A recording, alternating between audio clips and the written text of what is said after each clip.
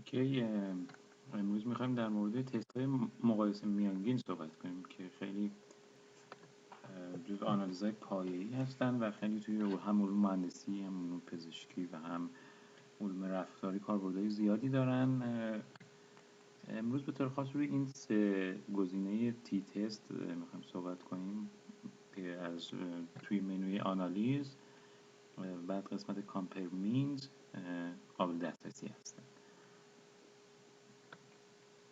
ابتدا در مورد وان سامپل تی تست، این وقتی موردی هست که شما میخواید ببینید که آیا نمونه‌ای که از یه جامعه گرفتید آیا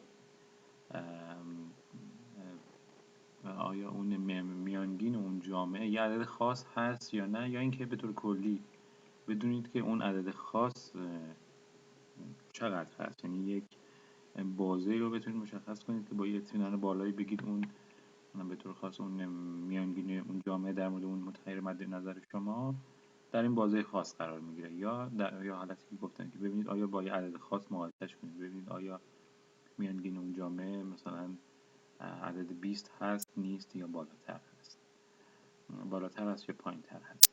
این تست در این حالت به کار میاد.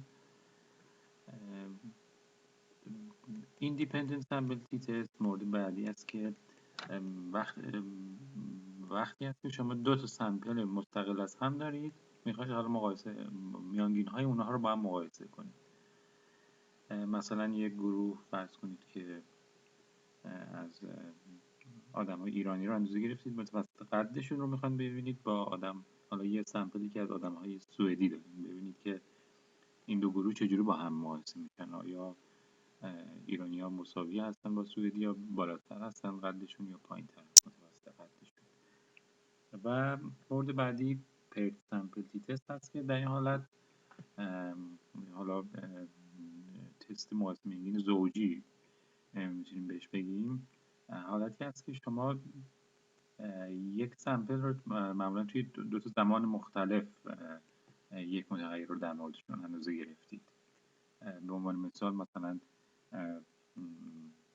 میخواین اثر بخشی یک برنامه کاهش وزنی رو اندازه بگیرید، بنابراین وزن یک سامپل رو قبل از گرفتن حالا اجرای برنامه کاهش وزن، حالا گرفتن رژیم دارید، و وزنشون رو بعد از اجرای برنامه میخواین ببینید که آیا در این دو زمان مختلف متوسط وزن این این سامپل شما بالاتر رفت، پایینتر رفت، یا مساوی بود، که از روی اون میتونید اثر بخشی اون برنامه کاهش وزن رو اندازه گیری کنید. پس حالا بخوام روی این دوتا یک نمونه حل بکنیم و ببینیم که اسپیسیس چجوری نمایش میده نتایج رو و چجوری باید نتایج رو تحلیل کرد. ما یه دیتابیس اینجا داریم که یک سری بیماران سرطانی هستن که حالا دو تا تریتمنت مختلف، دو تا داروی مختلف روشون آزمایش شده. تریتمنت صفر یعنی اونهایی که داروی بی اثر حالا بهشون داده شده، و تریتمنت یک یعنی اونهایی که حالا اون داروی مورد نظر ما به صورت آزمایشی بهشون داده شده. ایج اونها رو داریم، وزنشون رو، حالا و استیج سرطانشون، و این یک سری متغیرهای پزشکی داریم که اینجا قبل از اجرای آزمایش اندازه گیری شده در هفته دوم، هفته چهارم و هفته 6. میخوام در مورد one sample t-test or independent sample t-test میخوام یه نمونه حل کنیم. میخوام حالا این سوال رو به طور فرضی میگذاریم که ببینیم که بین این دو گروهی که تریتمنت واقعی انجام شده یا تریتمنت بی اثر روشون انجام شده، میخوام ببینیم آیا ایج این دو گروه مساوی هست، برابر هست، یا آیا گروه صفر بالاتر یا گروه یک. بنابراین توی منوی آنالیز، کامپیر مینز، ایندیپندنت سامپل تی تست من قبلا انجام دادم، اینجا پاک میکنیم. میخوام ببینیم که آیا ایج بین دو گروه متفاوته یا نه، پس اون رو توی قسمت تست وریبل میذاریم. و حالا از کدوم متغیر هست که گروه ها رو مشخص میکنیم، متغیر تریتمنت که گروه صفر و یک رو مشخص میکنه. اینجا به صورت دستی باید وارد کنید که کدوم دو متغیر رو میخوایم، کدوم دو گروه رو میخوایم مقایسه کنید. ممکن بود که شما در قسمت تریتمنت 3 گروه 4 گروه داشته باشید. اینجا میتونید شماره گروه ها رو اینجا مشخص کنید و به طور خاص روی اون دو گروهی که مد نظرتون هست تست رو انجام بدید. در قسمت آپشن میتونید سطح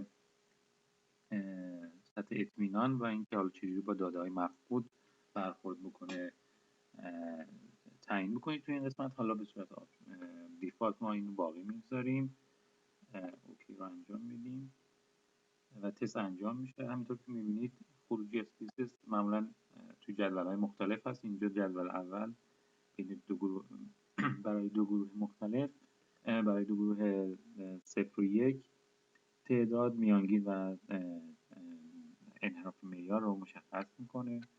تو گروه 0 ما 14 نفر داریم که میانگینشون به طور خاص 59 ممیز 79 سال هست و گروه 1 11 نفر که 59 ممیز 45 سال هست. به نظر میاد که تفاوت زیادی وجود نداره، ولی برای اینکه مطمئن بشیم به این قسمت مراجعه میکنیم که تست برابری میانگین رو یا مقایسه میانگین ها رو انجام بدیم.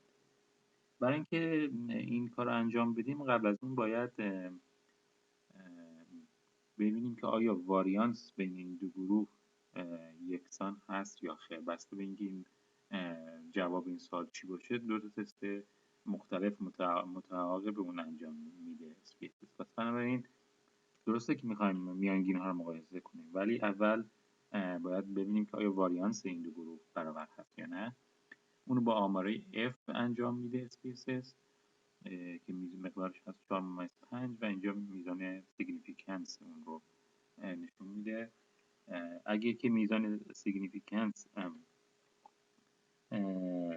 کوچکتر از ممیز 5 باشه، معنی اون هست که ما نمیتونیم فرض کنیم که بین دو گروه انحراف معیارهای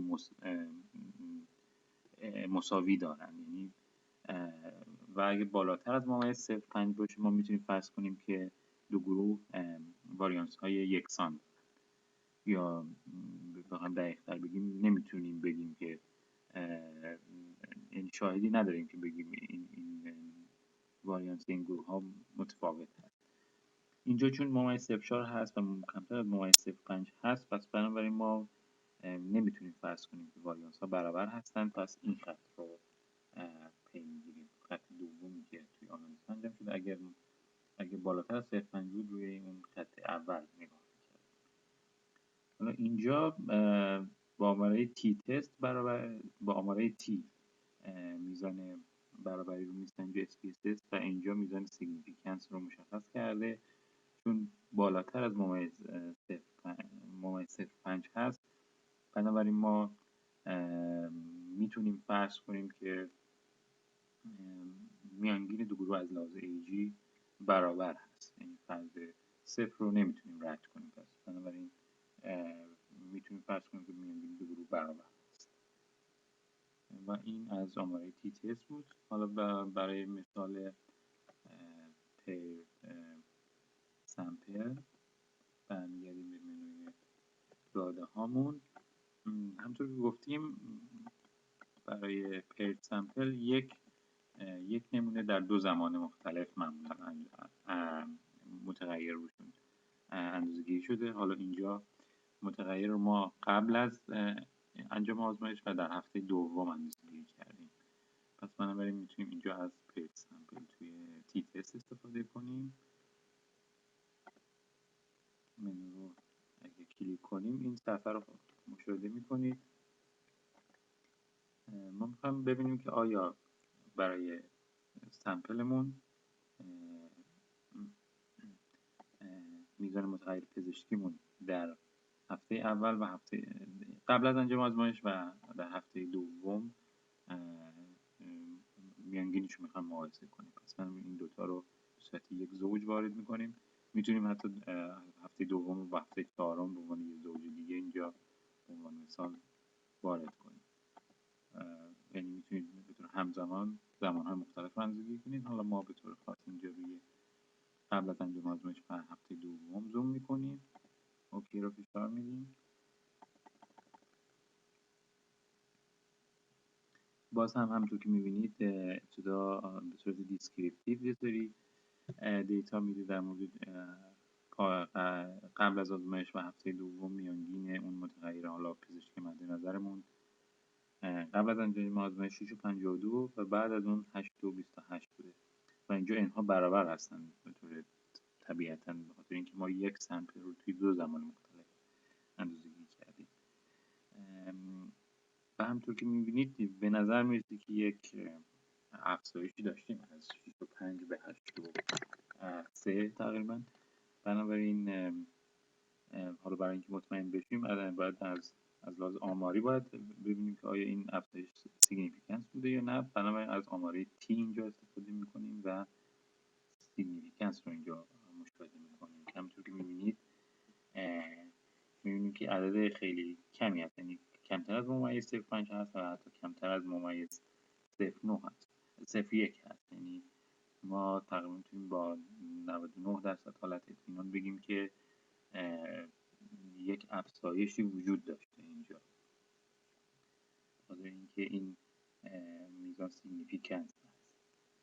و حالا این میزان چقدر بوده، چقدر، یعنی حالا با توجه به این میتونیم بگیم که هر هفته دوم متغیر پزشکی افزایش پیدا کرده، چون از 6 به 8 رسیده و اینجا در حقیقت این منهای 1.76 تفاضل این دو میانگین هست که میتونیم بگیم که به طور حالا با یک اطمینان بالایی میتونیم بگیم که 1.76 اون متغیر افزایش داشته به طور میانگین. و این هم از تحلیلی که میتونیم روی آماره تی تست